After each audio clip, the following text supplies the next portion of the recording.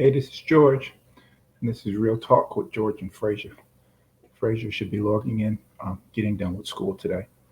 So I don't know what time he should be in, but he'll be logging in shortly. And hopefully, it's not too long. I want to thank everybody for tuning in. Hope you had a relaxing vacation, or at least this weekend. I know some vacations have started, but we definitely hope that you had a relaxing weekend at that. That being said, we have a guest today to talk about company valuations and business. This is going to be a very, very good interview. Um, Seasoned professional and the importance of company valuations. So, what does that mean, particularly when you start a company and let's say you want to borrow money against it or raise money for the company? They give you what are called company valuations. So it takes in consideration the company assets, what the company earns a year, and it also gives you projections. Okay. Some companies have basic valuations of 10%. Other companies can have valuations of 100%. It all depends basically on what the company's doing in growth potential. So that should definitely be something to take a look at today. Um, Hopefully, with Mr. Bharat Kandia, Kanoa, excuse me, will come and he'll basically talk about that business strategy and how you should be planning too when you're setting up a company. It's not just setting up the company, it's setting up the company to run the company and also setting up an exit strategy for you. What does that mean per se? That means if you start a company and you work a company for 10 years, 15 years, 20 years, and you want to sell, before you started that company, you should have understood what that exit strategy is. Is it selling the company to somebody else? Is it closing it down completely? Is it passing that company on to your kids? Things of that nature. What's your exit strategy when you start a business? A lot of times people start a business, and I started many of these businesses where I didn't have an exit strategy. And so what basically happened was, even though the company had value, may not have been in much, but it could have been enough for me to recoup my initial investment. Okay. But because I didn't understand that and I didn't put the company in position or place to be able to do that, I lost everything. So when I closed my doors, I lost my initial startup money, I lost my sweat equity, I lost everything because I didn't understand that. So it's always, always, always important when you're starting a new business or starting a business venture that you not only have a startup outline, but you also have an exit strategy as well too. So it's definitely, definitely all good. Still waiting here to see um, where they are. Got a few minutes in. Um, Couple things great happened this weekend. I don't know if you guys are paying attention, but first thing was the Milwaukee Bucks beat the Phoenix Suns, beat them around I think almost more than 20 points, 20 plus points. They beat them, so it looks like Milwaukee's going to make this a series. That being said, I think it's a great thing because um, we get to watch basketball before the summer really hits, and I like the fact that you have two teams in the finals that haven't won. Milwaukee hasn't won in 50 years, and Phoenix, this is their first time winning if they do win. So it's nice to pass that trophy around. Definitely, when it comes to sports, I think that that's important. I'm all for franchises, but after you win it two, three times, the finals just get boring. And I realize that a lot of teams, that's their goal to repeat three times and four times and try to become a quote unquote dynasty. But as far as fans are concerned, or no, let me not say that. As far as I'm concerned, I'd like to see it spread around a little bit because teams that win championships bring a lot of economic dollars to their city, and it's always great for that to happen. I'm always pro business when it comes to that. Secondly, we had our UFC fight on Saturday. That was an okay card. It was very mediocre. I can't wait to talk to Frazier about it because if you guys don't know already, it's been the talk of Saturday and Sunday is Conor McGregor breaking his leg, you know, quote unquote stepping on it wrong or miss leg kick or anything like that, and where he goes from here. So we will definitely see um, how that happens. Hey, Frazier, how you doing? Hey, what's going on, George? Doing all right, man. I was just talking about the Conor McGregor leg kick, so I'm glad you came on, Yeah. man. Look here. There's a lot said about it. I actually thought he came out pretty decent compared to the second fight. Compared to the part two, he would come out pretty decent. I give him that. But I'm trying to figure out how in the heck did he do the injury? I know he kicked because he kept kicking a whole lot of hard checks. Kind of hard, but I still understand that one. I still can't Well, understand that one. I'll put it to you like this. When you throw kicks and you throw hard, the power resonates back into your body. You know that, okay?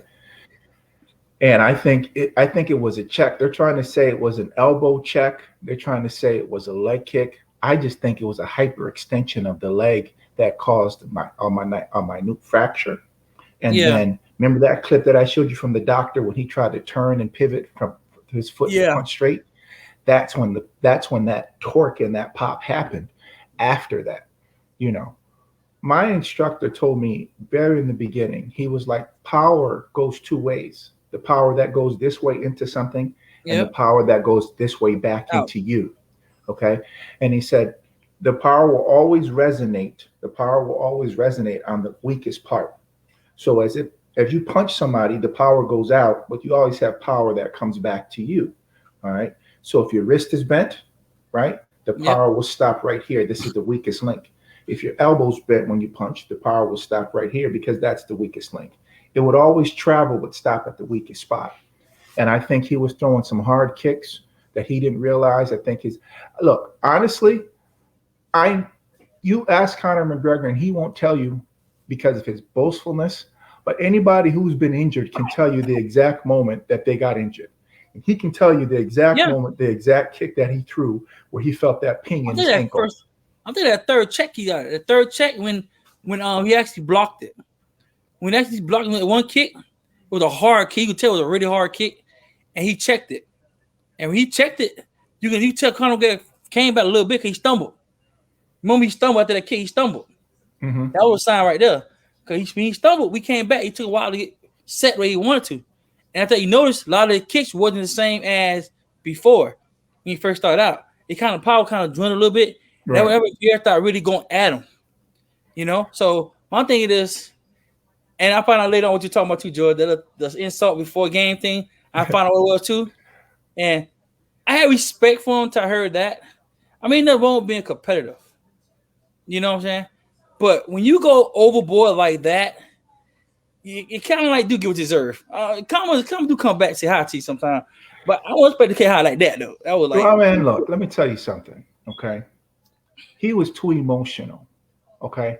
yeah, I know for a fact teaching students, I've done it from white belt all the way up to black belt. Even my color belt yeah, students know they have this get back. So when you catch them good, bang, catch them with a technique.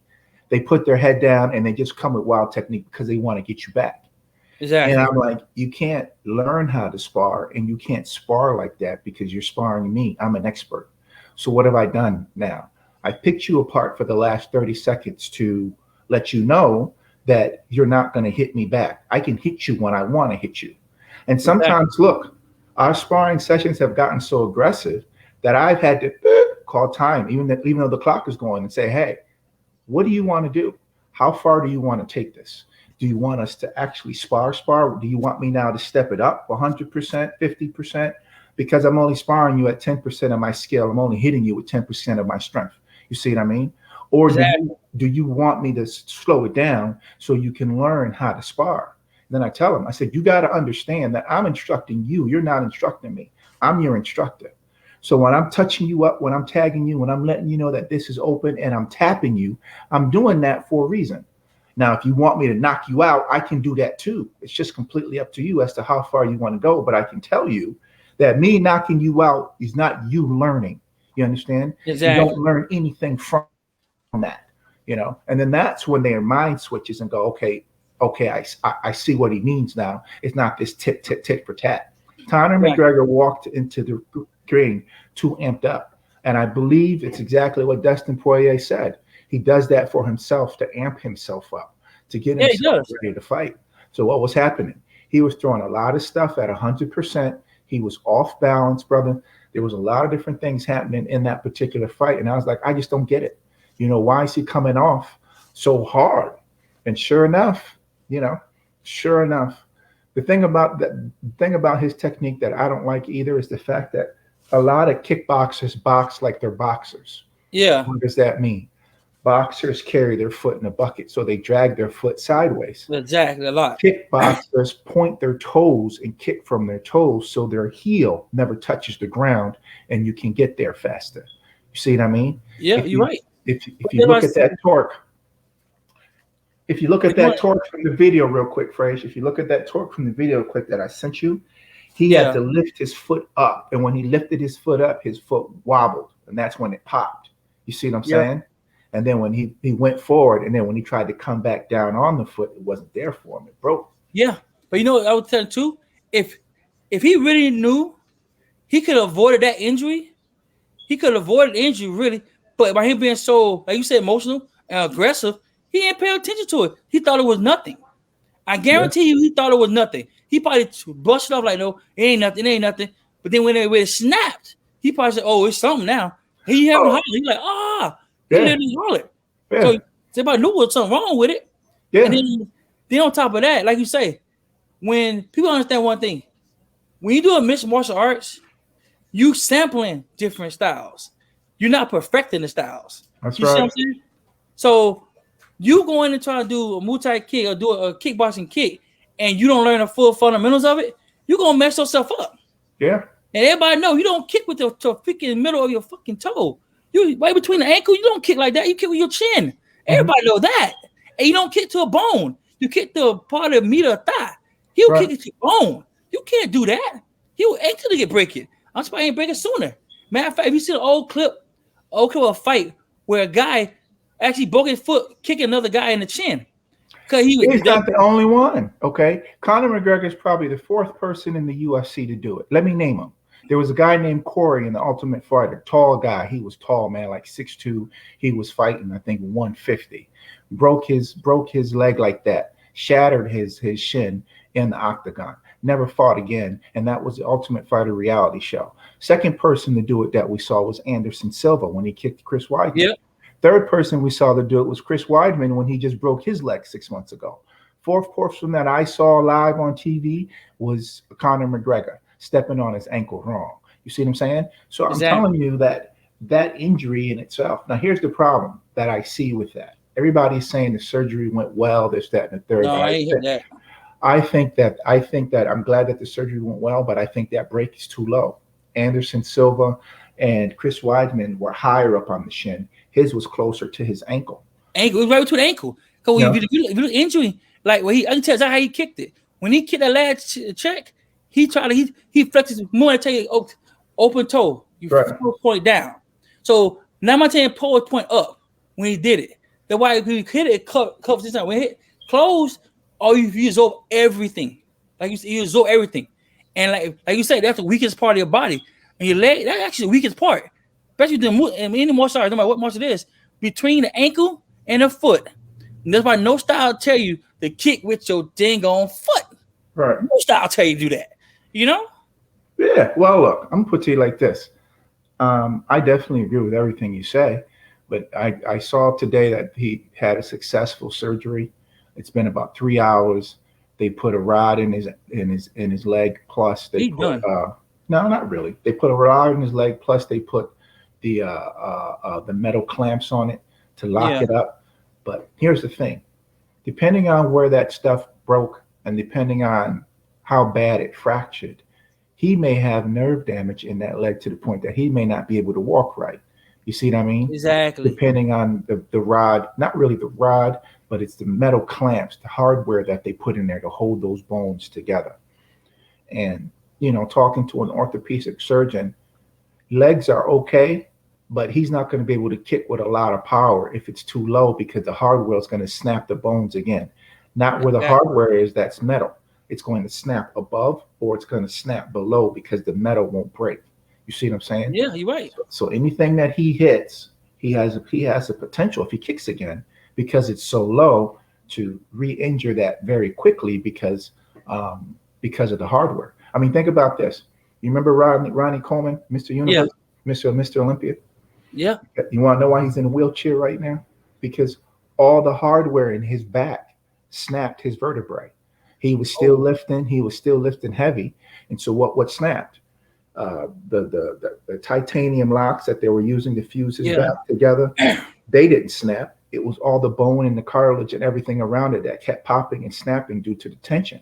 So once that happened, it was over. It was a wrap. That's why he basically became paralytic and couldn't walk. And it's the exact same thing.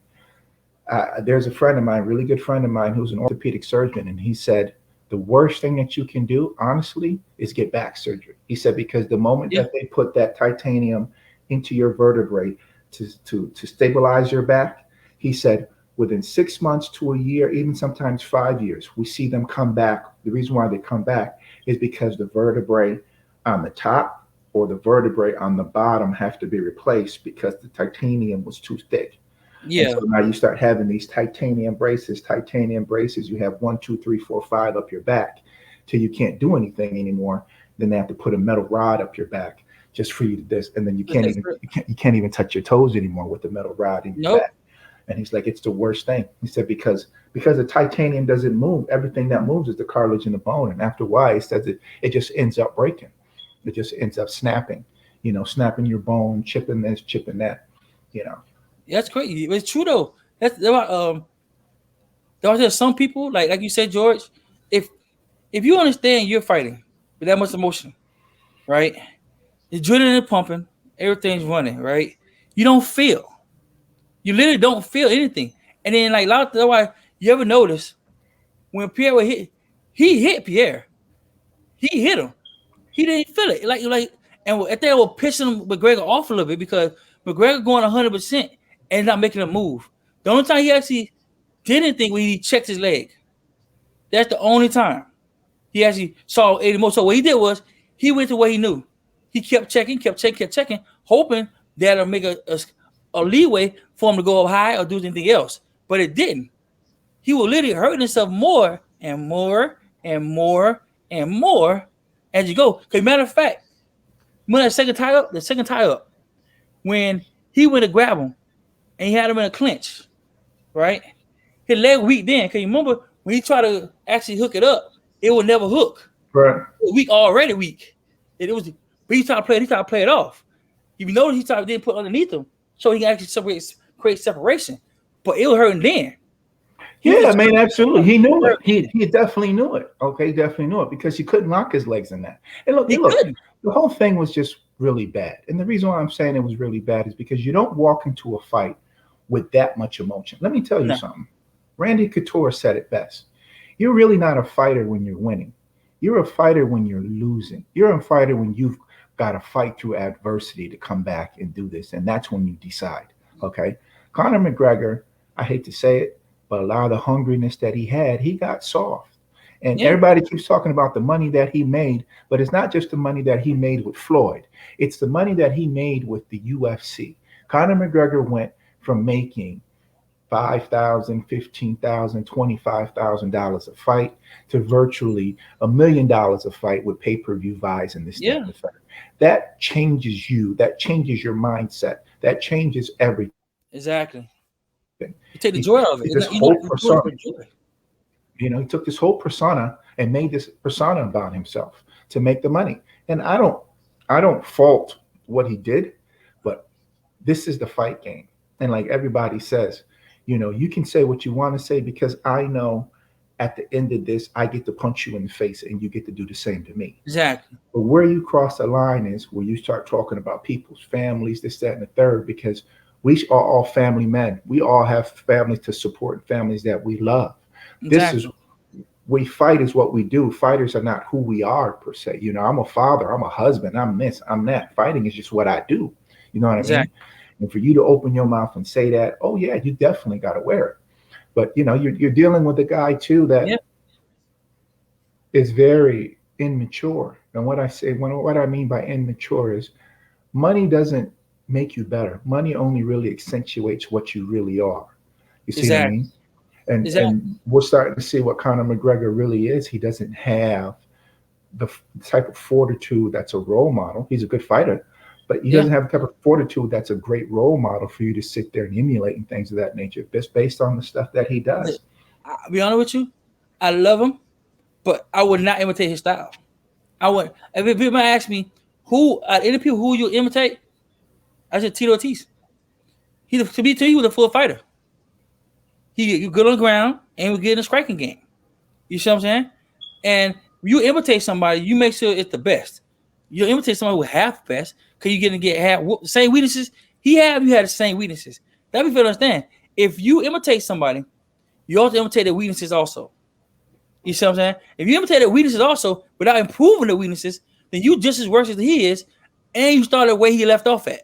Right. You see what I'm saying? So my thing is, if you mixed martial artists should spend more time in individual techniques rather than learning the basics, learning just enough, and then mix it together and come up with something and pray it works.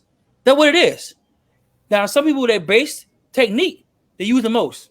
Right. The way you like most Brazilian are better fighters. It wasn't not the fact they're better fighters. It's the fact they base technique is perfected. Mm-hmm. Everything other than that is a bonus. You see what I'm saying? Everybody don't do this.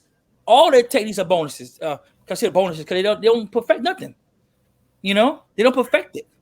Well, So I always felt like you needed a base that you need to go to. You know what I mean?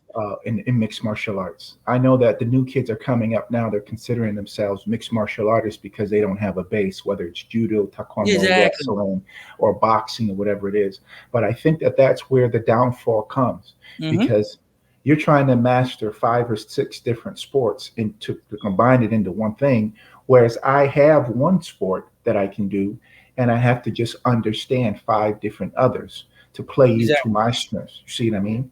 and Exactly. and that's where the challenge comes in. But man, look, I don't feel sorry for him because he put himself in that situation. That's the game.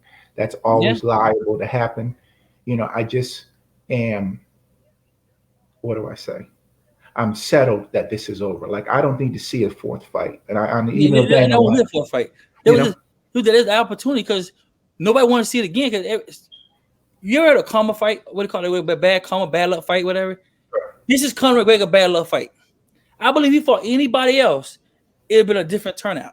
right, Yeah, like how Miami Dolphins was the New England Patriots for years. Like the Bulls was such, whatever. Everybody had a nemesis. They just can't beat no matter how bad a season the person having. They just can't beat that particular nemesis. And that's what Pierre is to McGregor. He can't beat him because he already in his head. He's already McGregor head already. Anytime you get in a fight, you say over emotional, right? You oversting yourself and you injure yourself. That should tell you something. That that's fight true. you should battle. You should That's true. You feel know what I better. mean? Because I agree with you. Because think about it this way. Even though they were one on one, when McGregor beat Poirier, Poirier was conscious. Yeah, Took them 7 years. They both got better. Conor McGregor was supposed to be at his prime. He yeah, comes back. He takes this fight with Dustin Poirier because he thinks it's an easy fight and I beat him before and I can do this, and he gets knocked out. Conor yep. McGregor in the second fight got knocked out. He got knocked unconscious and knocked back into consciousness. You Mm-hmm. see what I'm saying? That's what happened. And that's what's messing with his mind. Remember, I told you on Friday, I said if Yep. he comes to the fight and he's too emotional, he's going to lose. Yeah, I you actually thought that he was going to lose by Poirier kicking him in the head because he had spent so much time kicking him in the leg before that Conor wasn't going to expect it. That's what I exactly. thought was going to happen. But he had put himself through so much that he just went through it. And look, even the ground and pound that he was putting him through, he Yeah, couldn't take those elbows. He couldn't take all of it. And then he yeah, put out a statement. I don't know if you saw it about, oh, he doesn't cheat, this, that, and the third. Dude, we saw you hooking his hands. Any yeah, person who has grappled before and know what the feeling like to have a yeah, finger in your gloves knows how your body moves when your hands get jerked. yeah. Both shoulders don't drop at the same time if somebody Exactly. doesn't have their hands in your gloves, because you can move differently. When you see Exactly. somebody's head jerk and somebody's hand jerk, that means that they're being pulled. Okay. And we never saw Connor's hands around his wrist or some type of grappling thing where you could be like, oh no, he's grappling him, he's got his elbow on Yeah. his wrist. His fingers were definitely in his gloves. And so what does that tell you? That tells you that he was so desperate not to lose that he just started panicking and using all the cheat techniques, start using all these little things to do it and get it done. And, it just doesn't work. But that just shows an immature mind as a Yeah. fighter because he could have calmed himself down by just grabbing him, sucking Exactly. Poirier He had in. him. He had him in the hole, George. He literally had him. He could have had him literally submissive. If Conor would have actually got his leg to lock before he got damaged, Dustin was in trouble. He was in trouble. He was clearly in trouble. Even if you ever heard the side right there, get out. They kept saying, get out. It was a wrap. If you actually locked that, it's done. He was done. You know why? Because two things that Conor did differently than he grappled. Like you said, I believe he did do that. That helped him get into that grip. Mm-hmm. But the second thing he did too, when I was telling George that people never expect when you're on the ground and grappling, nobody expects you to elbow the hell out of somebody. That's right. He elbowed Dustin 2 times. It woke Dustin up. Right. Cause nobody ever do that in grapple. Nobody do that on the ground. They just do this total. So I tell you, if somebody actually changed the game on the ground, people would stop getting on the ground. You know what happened, right? He didn't want to ground no more. He wants to on his feet now. He elbow him now. And the thing is, even though Dustin got good shots on the ground, but the elbow still hurt. He got you a tip of your head, not once, but 3 times. Then hit you on the side at the same time. So you got hit 1, 2, 3 in the head, and then a wow. That means I knocked you out conscious. I woke you up. Right. You know what I'm saying? So now Dustin, hey, we ain't gonna ground no more. You knows that, right? He is. Okay, now we stay on toe-toe. We're gonna fight toe-to-toe now. We're not going on the ground no more. Because Dustin don't want to do that no more. Players who want to get a chance to get in that grapple because you know what? That weakens you. Believe it or not, people understand that when you get that elbow, why the elbow is banned in certain sports to a certain level? Because the elbow can actually paralyze a person to a point where you don't realize what happened to the last minute. Mm-hmm. If I catch you an elbow, just by accident, and hit you elbow, it'll daze you. It literally will daze you like this, like, oh, whoa, because it hurts. Right. Because this is the most powerful thing on your body is your elbow because it's hardest. And if you get a full hit, like McGregor had full hits. It was full power hits on his head. And then at that elbow, it barely chipped him. But you told when it chipped him, went up, it dazed him. He had to stand up for 2 minutes, catch his reality kicking like, whoa, hold on. Yeah. Did he just hit me? Yeah. It dazed him.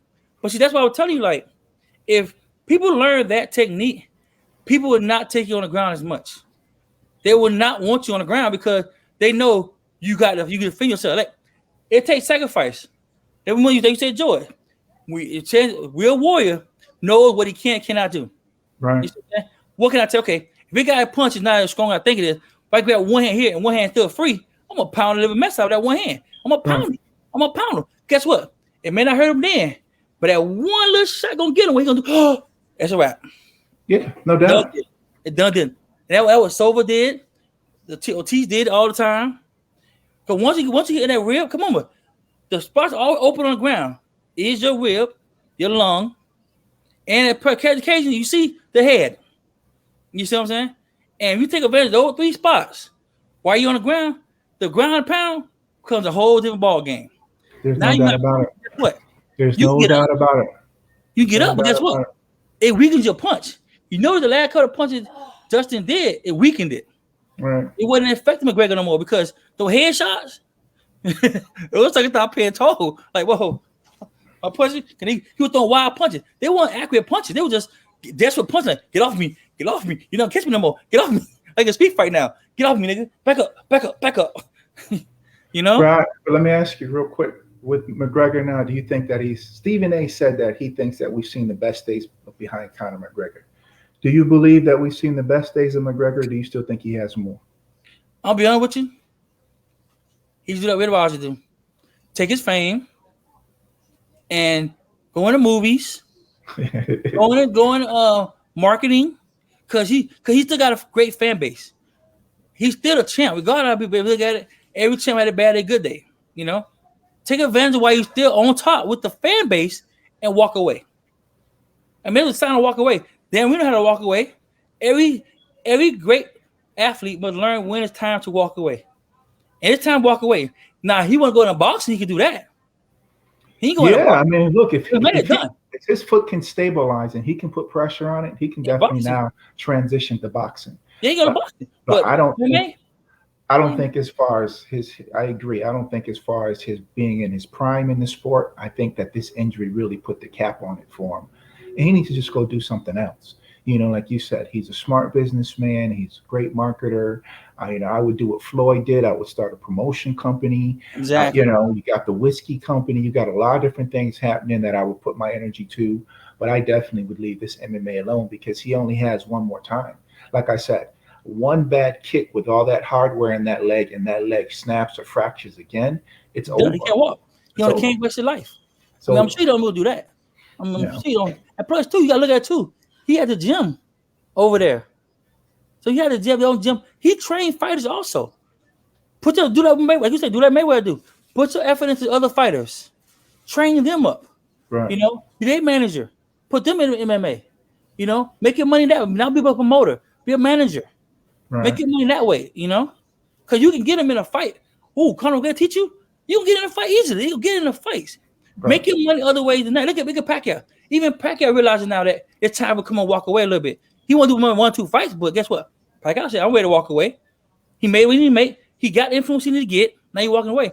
Now I have one more thing too. The Tyson and Wilder fight is similar to the Pierre and Conor fight. What do you think about that one? Because I think it's going to happen the same thing happen the second time. Wilder coming over emotional. Perfect example.